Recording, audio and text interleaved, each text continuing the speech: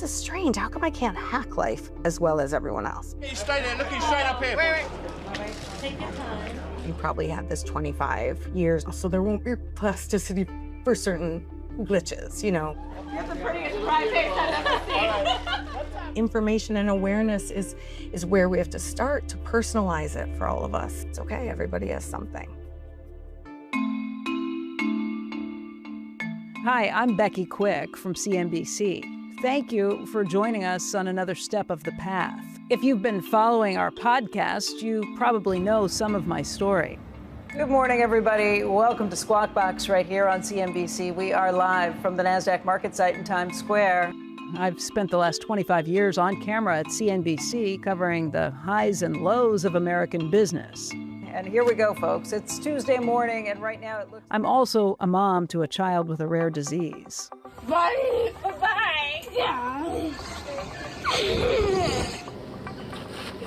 Our daughter, Kaylee, has SYNGAP1. She's one of less than 2,000 people on the planet with SYNGAP.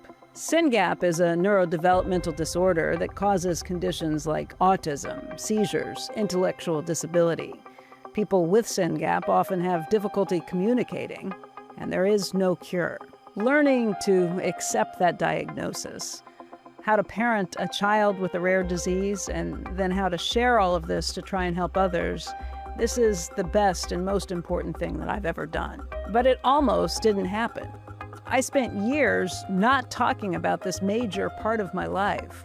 Work was work, and home and family were separate. I didn't think I could show those two parts of myself in public, which is why I'm so struck by my guest in this podcast, Selma Blair.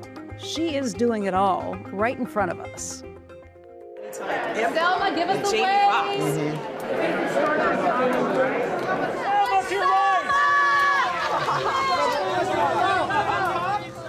Blair's been a Hollywood star since a string of hit movies from the late 90s and early 2000s. Ingenue, Cecile Caldwell, and Cruel Intentions. I think it's a wonderful, sexy kind of spoof, it's just in the hands of teenagers, and it gives it a very fresh, wicked feeling. A preppy law school student in Legally Blonde. The message was so positive that it was kind of a formula that couldn't miss. And she has overcome a lot. Uncertainty, abuse, addiction. She addressed her story in her recent memoir, Mean Baby. She read the audiobook. It's life-changing to be given a diagnosis of MS or any other chronic disease, even if you've lived with the symptoms for years. The story now has a name. It has a label. There is language for your experience. The future you imagined for yourself begins to morph before your very eyes. Your plans, even the ones you didn't realize you had, start to look radically different. Now, Selma Blair is living out a dramatic diagnosis in public, bringing people into her decades-long odyssey to discover that she has the nerve-damaging disease multiple sclerosis. MS causes fatigue, difficulty walking, sometimes difficulty speaking. It's a pretty tough combination for someone whose life is on camera. About 1 million Americans are living with MS. MS isn't a rare disease, but Selma Blair actually reached out to us at Cures when she saw the coverage because the journey she's been on is so similar to what so many rare disease families have been dealing with. A hallmark of the rare disease journey is the long, winding road to answers and information. Many advocates are parents trying to do their best for their children and give them the best possible lives in the face of confusing or debilitating medical prognoses. Selma Blair has had to advocate for herself. Am I beginning? Not yet. Good? Marking. We met recently in New York City and settled in, her Labrador right between us. It's so cuddly. This actually makes it comfy just so. He's a bolster. He's a hairy bolster. I am Selma Blair. I am an actress, a writer, and an advocate. I live with MS, and I am a single mother. And this is my service dog, Scout. And we started at the beginning. Were you a healthy child? I was not a healthy child. From as early as I can remember, even in preschool, the teachers would say, something's wrong with her, something's wrong with her. And they were it was like very accusatory to me. In kindergarten, I started having problems with one side of my body. And I would drag it around and say, it hurt. And it was very, for a kid that's neurologically seems totally fine otherwise, it looked like I was just telling whoppers. So my mother, I was kind of the joke growing up of like, oh, Selma can see, but she can't see on Fridays. I was sick all the time. I had a fever for years. I made graphs of, the doctor had me write in. I was in hospital stays, complex regional pain syndrome things, that they would treat with very kind of aggressive things. But they ultimately said I must have terrible clinical depression and was manifesting. They thought you were a drama queen? Mm-hmm. Basically, but I did have that fatigue all the time. And I could never run. I could go about 5 steps and then it would devolve and I couldn't figure it out. But I did just think, God, this is strange. How come I can't hack life as well as everyone else? But it wasn't so dramatic that it was recognized for what it was. It had to be awful to carry around. It was a strange thing to always feel. I felt a lot of guilt and a lot of anger at myself and depression. And I had pain, so chronically from a very young age. But by 7th grade on, it was definitely established. And we were seeking so much help. And I had bladder issues and things that were treated in surgeries to treat these things. But it was all really part of this chronic illness. But we did all just assume I was kind of just this dramatic person. And I did accept it, but it made me sad. It made me feel very other. When did that change? It took a long time before... It took a long time. I self-medicated as a kid. Yeah. Even from the age of 7, I started drinking. I found it at a Passover Seder, and when I realized it wasn't God making me feel good by the 4th glass, that it was, proof, alcohol, that I was like, oh, this is what I need. But then when I grew up, I did realize, okay, I want to be taken seriously, so I didn't speak of these things anymore, because you realize a grown woman that's so dramatic is not one that's really welcome in a workspace. Yeah. So I found acting. Roll-ups, welcome there. Necessity is the mother of invention. Yeah, I've followed your career for such a long time. I've always loved your acting, your skill, and what you bring through in this. But what was it like getting into these roles and having this in the background when you weren't talking about this, when you weren't telling people what was happening? When I wasn't telling people about what was happening, I think they just thought I was a strange person. I did have friends. I got along, but I definitely had quirks, and I definitely had friends in the business that in the middle of the day when I'm falling off my shoes or falling a lot, and I'm very goofy and very much someone that liked to use my body, gymnastics and things in my past, but it really was, she on drugs? Is she drunk? Like, I'd have friends, actresses on set, afterwards, like, oh, save your drinking till the end of the day. Never would I drink on set. Never. And to your right. I was lonely, yeah. I was a bit confused why I couldn't stay awake the same way as other people. The lassitude and chronic fatigue, which is so common with brain ailments, especially as you get older, because it just takes a lot to make up for the difference of some, brain, a little bit of scorched earth or something. That road to diagnosis was such a long one. And it's something that's fairly common in rare disease, too, how long and how hard it is to diagnose with these things. How did you get the diagnosis? What was your reaction when you did? It was such a shock. I couldn't even put together that what I was diagnosed with now, this MS, I didn't quite understand that I probably had juvenile MS. As soon as the MRI was done, saw it, I didn't have to go home, anything. I got a call from the neurologist that said, you have to get in the hospital. You probably had this 25 years, no definite way to tell, 25, 30, who knows? You have, it's been here a while. It shows on the brain. And the deep gray matter did have some volume loss, so there won't be plasticity for certain glitches, But the diagnosis to me was the first time I've had a diagnosis, really, other than a depressive or someone that was using alcohol. I was thrilled to have a receipt of any sort. Mean Baby, a memoir of growing up. This is the author, Selma Blair. Because I was diagnosed during a severe flare, I was able to begin a series of treatments to halt the progression of the disease. The onset of my worst symptoms was dramatic, so it made sense to me that the treatment needed to be similarly dramatic. My sister Katie was the first one to mention HSCT, hematopoietic stem cell transplantation, as a possible therapy to slow the progression of my disease. I did ultimately opt for an aggressive form of a bone marrow transplant to halt the progression and to reset the nervous system. Did it work? It might have bought me some time, and I was very hopeful, and it was very hard for me, but it turned out even on my MRI a year later, I had relapsed or it had never gone away. I was not improving, and I thought, oh God, I so wanted to believe I did. Yeah. And I was doing interviews, and I couldn't really speak in them, but I wanted to think, oh God, I have to go back to work. I went to this new doctor, Dr. Berkovich, and it was the first woman and mother that I had seen, and it was a very different approach to dealing with me, and it was very calming, and I could listen to her and more options she was laying out, even though I said, no, I've already done this aggressive treatment. There's nothing for me. And she had to advocate for me. She had to really educate me. And a lot of doctors hadn't done that because people are busy. So what did she tell you? And so we found another treatment, and that is what I took. And that is what worked for me. It is so different for everyone that I never want someone to think, okay, that's the miracle thing. Right. It was my miracle thing at this moment. Right.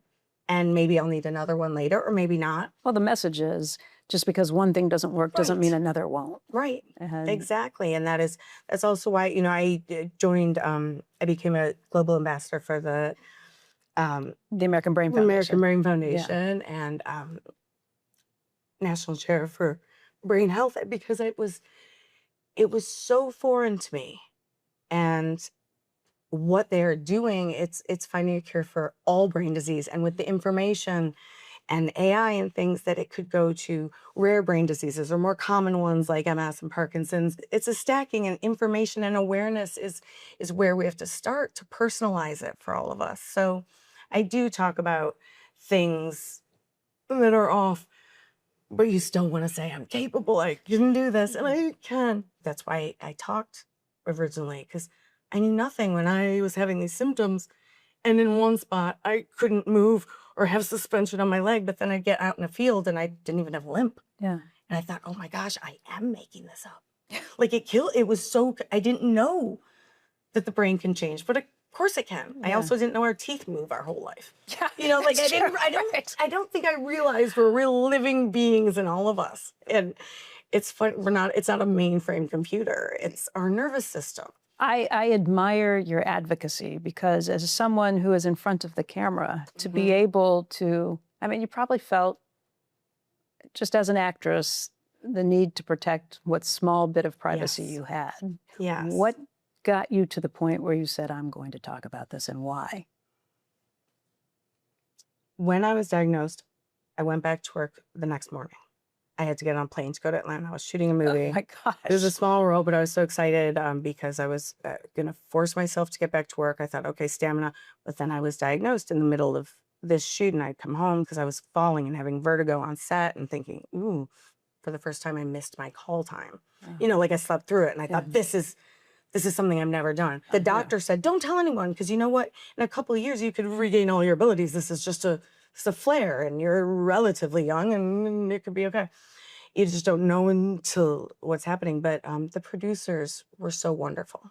You told over them. at Netflix. I did. Yeah. I did have to tell them, because there was also a series, and it could go for a long time. So I did have to give the information. This might be something we're going to have to work around. And they were amazing. And they were I've never had such kindness. And I don't think I'd ever asked for anything or divulged anything that personal without it being a quirk or a drama, or that, it's just very factual. And it heartened me. Selma Blair went public with her diagnosis of MS in late 2018, and she took a leap of faith, but she discovered real community and support. She wrote beautifully about what it was like to share her story in her memoir, Mean Baby. I was working on a new show for Netflix and wanted to thank my wardrobe designers who had accommodated my symptoms and helped dress me with loving patience and care. The producers told me, everyone has something, as they held me through my tears. I couldn't use my hands correctly at the time. I couldn't figure out the dynamic of getting my pants on and off. And people took such care with me. And I didn't know it could be like that. And so I really was, one day I looked pretty good in the dressing room and I was like, oh, take a picture, and realized, oh my gosh, I'm here. These people dressed me. And I had such appreciation that I wasn't scorned or sent home, or people thought, you know, I wouldn't be able to handle it. They gave me the benefit of the doubt and helped me. And that meant so much. So my post on Instagram was really to thank the people who helped me, not realizing I'd been kind of out of business for a while because I hadn't felt well. I was just grateful, you know, to work. So I just was so happy to thank the people. And I had no idea the impact that would have on some people that were looking for visibility or looking for understanding of their own neurological or chronic illness journey.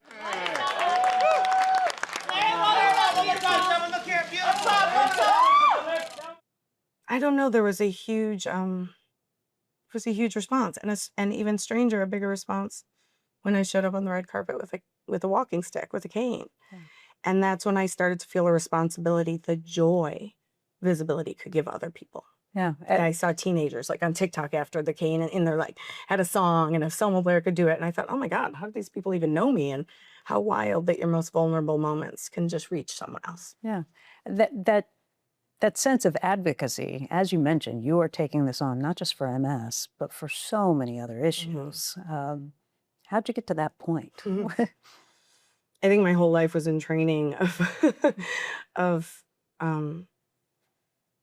just being so unsure of myself that all I really wanted to do, other than live an okay life and be a mother, was to maybe, if I could, comfort someone else so that they could have a little bit of strength and room to continue with what they need to do. It was that simple. And I did feel so lucky to be able to have a platform and be able to still just know how hard it is for people. You know how hard it is for moms. I wish I could do more than just be visible. Sometimes I'll be like, oh, I just, you know, but we're just people. I hear that. I hear the, yeah. You feel like you want to save everybody, right? You wish you could, make everyone feel better, but I don't even have time to be a good friend anymore to people, because if you're just done with your work or get home to your son, or you're on, those are the things that, maybe I was kind of lonely when I was younger and didn't kind of understand myself. And now I do have a much better understanding of myself, but I don't have the bandwidth for a social life, or to keep up with friends, or to always check on, to be a good friend. Right. Because you're just getting through life when you have chronic stuff. And I'm doing really well. I am. You said something that you feel like your life kind of built you up to this. You feel like this is your mission in life? I think we're going to always find our missions. I don't know if people even consider me an actress anymore, but that's still part of me. And that I know that a set is a comfortable place, and a creativity and a job and a community. And it's something I so much want to go back to. But I really just have to also listen and see maybe little places where someone like me is needed. Did you worry by telling the producers on that Netflix film that you would never be able to work again? That people wouldn't hire you? I was worried. My doctor, the doctor I had at the time, had even said, do not tell people we find this. You'll be fired. Do not tell people. And so it took me a few months. I just didn't immediately go, yay, got some receipts. This is why everyone thought I was so wild. But it took me a while. What did you say? I get so brain fogging. Where are we? What are we doing? No, just this idea of, were you afraid to tell? Because, I was afraid to tell my bosses the 2 times I was pregnant. Oh my God, right. Right, I didn't even want to tell them about a pregnancy. And even though you're so valuable, and that's undeniable, so we shouldn't feel that way, but that's just, you got to keep up with life, period. Yes, I was. But I was manifesting too many symptoms at that time also not to. They built a cane into my dog's getting comfy. I love built a Scout. cane. Scout is very, Scout had heard me with my voice, you know, my voice was kind of breaking before. So Scout came up and he does comfort me. And just having this body next to me helps regulate my breathing and diaphragm and voice better. So it is a good He's a good boy. It caught me off guard too. I struggled for 6.5 years, my husband and I, going back and forth about whether we wanted to talk about any of this. And I was mostly concerned about letting Kaylee get out there, but I also didn't think I could talk about it on air without crying. So it took me a long time to get to that point, because there was always this separation between my life and then what I do. And it's hard to do what you do and still be thinking about what else is going on at home.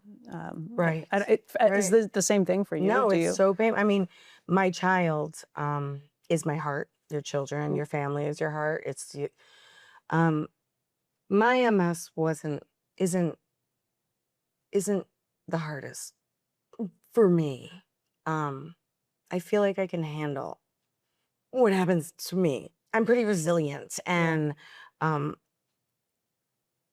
it was being a mother, though, and my own son having his own health journey. Anytime your child, you feel they might need you, or you're helpless. Well, the thing that's so amazing to me is you're so well known. You have resources, you have connections, you can reach out and find these things. And you couldn't get this diagnosis. I was lost. It was a hard thing. I felt very hopeless. I cried a lot from fatigue and fear I would provide for my son. And still, you know, I will always have a lot of empathy for the scared parts of us that are trying to do the right thing by the people we love. And feeling so awful at the same time. You know. How do you feel now? I'm tired all the time. There's some moments I'm grateful and I feel pretty good. Like my abilities are like, I think I was like an 8 on a disability scale. It went down to, you know, 4. I mean, I'm like doing really well and I can do a lot of things. But it is hard. I wake up more exhausted than when I went to bed. And I have to really try. I have to really monitor my energy. There's so many fun and exciting and horrific things in life. And when you're tired, it can be mistaken for depression. You know, I had a baby when they need to sleep. They seem miserable. They seem really anxious and depressed. And that happens to us grown-ups. I just have to learn to keep my wits about me. But I am doing well. I really am, and I'm happy to get back to acting. I feel more confident now that I found the treatment that will keep, you know, that has my MS in a good place. And so now I can push myself more because I've been relapse free for a couple of years to have brain plasticity and the time and the emotions to be able to handle with improving. Well, that's what I was going to ask you about. You said you're not sure if people consider you an actress. I do. How do you see yourself?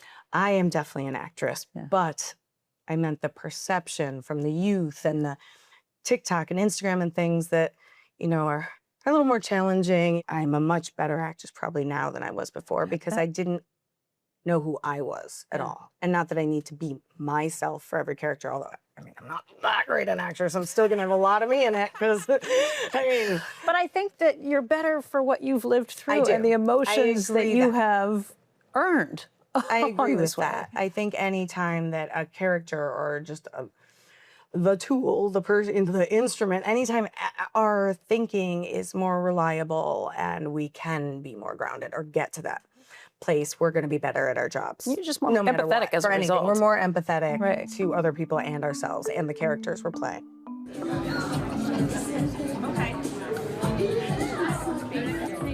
I was actually at the American Heart Association, the Red Dress Collection. And so I have my dress on. It's beautiful. And it's kind of a long day. And I'm getting tired. And I had that press in the morning, you know, work. And my legs were working okay all day. And I'm walking in these heels. And I said, I'm going to forgo the cane. I've been doing without the cane for a while. I've been doing really well with my balance. But I did realize with the adrenaline of stepping on the stage, not nervous, just normal. And the music starts, and I have my dress. Oh, this looks like Dior Couture from the 50s. As Christian Siriano made this gorgeous old Hollywood dress. And the music came on, and I could not find my leg. I couldn't find either of them. I really couldn't. And I knew it was such a friendly audience because they're there for, charity, really, for funding for research and health issues. But it was a shock. And so I'm trying to play it off.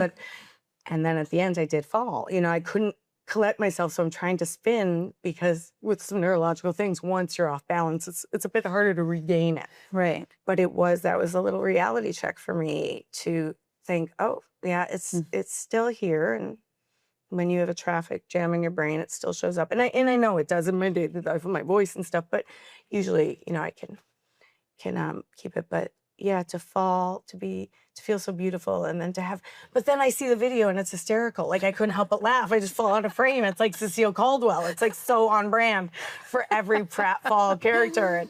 And I just thought, well, this is just the truth of it. And the audience, so lovely. Someone's husband came and lifted me up, and I still could barely get off the stage. But it was one of those moments. That's just life, Life has a way of keeping us all humble, I think, of making sure of that. I love your sense of style and how you've been able to curate that. And it's some of the partnerships that you're working with now. You were wearing glasses before. This is part of a new partnership that you're doing. Yes. Benny's. Of course, I need readers as I'm older. But I found these great pair of glasses, and I got in touch with the founder, Susan Berryman of Benny's, and said I loved your glasses because I had lost my pair, and I was devastated. And I was like, okay, now I know. I'm gonna, there's a hole in my market, so I must buy. So I must buy. I had a friend that was like, oh, how do you start a business? You look for the hole in the marketplace that you can fill. I'm like, okay, there's that hole for me. I need a new pair of glasses. So I called, and we did a collaboration. And she's a Michigan girl like me. It turns out we're like from the same area. So I just incorporated. These are the Arthur. It's beautiful. Named after my son, and sunglasses, and then some readers, and there's Molly, that's my mother, and Kelly, my horseback riding trainer and friend from growing up. So it was a personal, it just felt right to me. And they did some of the proceeds, of course, go to benefiting the American Brain Foundation, which is really an amazing thing to help small businesses also. Yeah. These entrepreneurs that are making this incredible product, to have them partner with something as huge as the American Brain Foundation, and it personalizes it for people buying it. It's not far away. Each donor contributes. Let's talk a little bit about the sense of responsibility. Do you feel a sense of responsibility to use your platform? Yes, I do feel a sense of responsibility to be genuine and authentic, and to my audience, to the people that do follow me. And that means everything to me, that they could trust me. I mean, I'm not saying I'm always right, or but I am someone that will speak my truth and hope for the right thing and correct myself when I do make mistakes, and that is the best I can do. But it is important for me. I do feel responsibility to the people that follow me, and they have given me so much too. Yeah. Because I think you do get it back. Even if there's any gratitude or someone just being there is it's proof we still exist. And that we're serving a purpose. And then we're serving a purpose. Yeah, and it's important to me. I know it's hard to think of having MS and being grateful, but in a lot of ways, you seem pretty happy right now. I am. It's so funny because I was told my entire life I had clinical depression. Right. Because I had MS probably, and I was very tired and confused and didn't, brain fog or whatever it is, didn't feel well for, months at a time. It is, because what's the alternative? As Carrie Fisher used to say, what if it's not funny, then it's just true. With things in my life, I'd really become aware of my mortality and issues, and some really scary things have happened to me in past treatments. Or, my searches for things. So I think I lost the train of thought. I have brain disease. Go ahead. There's always that. Oh, the Just MS. No, but I realize you're happy with MS. That's I'm happy. I'm working on being always a happier person. And I know that I am lucky. I mean, I have it a lot easier than a lot of people. I have it a lot harder than some people, but a lot easier than a lot of people. Yeah. A lot. And I will tell you, Dan Gilbert, the owner of the Cleveland Cavaliers, Rocket Mortgage, he's had some horrible things that he's been through. A stroke, a child with a rare disease who passed away. He said, nobody gets out of this life unscathed. Yeah. And he's right. That's it. And I think it's so funny when people, oh, this terrible thing, this tragedy, you have this thing. Mine is okay. But it's like, I'm like, what, are we all kidding? Like, I was always a very cynical kid. I'm much more jubilant and lighter than I ever was as a kid. So I'm a bit new at it, so I can go a bit over the top. I'm like trying out how to be, this positive person. I'm like, oh, that ring true. I like it. A little excited. You wear it well. Thank you. I'm not trying too hard, but I am kind of aware I can sometimes be a bit much. But again, I forgot what I was saying, but I'm sure it's going to be great. Yeah, no, I think, it's crazy, right? I'm like, oh God, it's so tragedy. What are you looking at, person? You could be hit by a car tomorrow. Like, sorry. I mean, I'm not saying that in some evil way. I just meant like, nobody knows what time. Yeah, nobody knows what they have. We are born and we die, and there are going to be some things that are very painful in life, and some things that are really kind of magic. Thank you for your time. Thank you for your advocacy. And thank you for what you're doing. Thank you so much. I loved talking to Selma Blair about her story, her search for answers, and the life she's made for herself with MS is beyond inspiring. The thing that jumped out the most is how positive of a person she is, even in the face of this diagnosis. I told Selma about what businessman Dan Gilbert told me, that no one makes it out of life unscathed. He's my guest on the next episode of The Path. Dan's an incredibly successful entrepreneur, also the owner of the Cleveland Cavaliers. He lost his son to a rare disease after a long battle. What's going to happen next? You can't focus on the past. There's nothing you can do. I mean, when you're dealt a card like I was dealt with the stroke or my son, you just have to get the next card and try to play it. I mean, things you can't control. Thank you for joining me on The Path, a podcast and videocast with CNBC Cures. I'm so proud of the community that we're building here. Thank you. You can subscribe to the CNBC Cures newsletter that will give you the latest news on rare disease advances, legislative and regulatory attention, and the stories of patients and families that are waging the battles of their lives. Episodes of The Path are on YouTube, CNBC.com, and on podcast platforms. Just tell us what you think in the comments. Or you can email us at cnbc.cures@cnbc.com. Please keep sharing your stories and your questions. Keep coming back. We're really glad that you're here. I also want to thank my producers and the team at CNBC for their work and their support on this, and we will see you next time.